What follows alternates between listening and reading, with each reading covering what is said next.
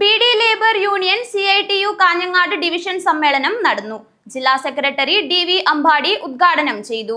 ദേശീയ മിനിമം കൂലി നടപ്പിലാക്കണമെന്ന് BD. Labour union CITU Kanhangad division സമ്മേളനം പ്രമേയത്തിലൂടെ അധികൃതരോട് ആവശ്യപ്പെട്ടു. കോവൽപ്പള്ളി ചാത്തു സ്മാരക മന്ദിരത്തിൽ നടന്ന സമ്മേളനം ജില്ലാ സെക്രട്ടറി DV അമ്പാടി ഉദ്ഘാടനം ചെയ്തു. സാധനങ്ങളുടെ വില നിലവാരം പിടിച്ചു നിർത്താൻ ആവശ്യമായ സാഹചര്യങ്ങളെല്ലാം കേന്ദ്ര ഗവൺമെന്റ് ഇപ്പോൾ നടപ്പിലാക്കിക്കൊണ്ടിരിക്കുന്നു. സാധനങ്ങളുടെ വില നിത്യേന കയറിക്കൊണ്ടിരിക്കുകയാണ്. ആ വില നിലവാരം പിടിച്ചു നിർത്താൻ ആവശ്യമായ നിലപാടുകൾ കേന്ദ്ര ഗവൺമെന്റ് സ്വീകരിക്കുന്നുണ്ടെന്ന് മാത്രമല്ല, പെട്രോളിയം ഉൽപ്പന്നങ്ങളുടെ വില വർധനവും അത് നിത്യോപയോഗ സാധനങ്ങളുടെ വിലയെ ബാധിച്ചുകൊണ്ടിരിക്കുകയാണ്.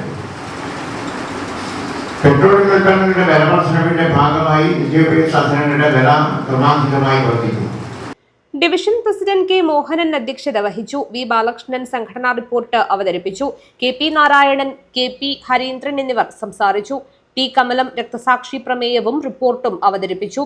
OV വസന്ത അനുശോചന പ്രമേയം അവതരിപ്പിച്ചു. P. ജാനു സ്വാഗതം പറഞ്ഞു. News bureau, Kanhangad.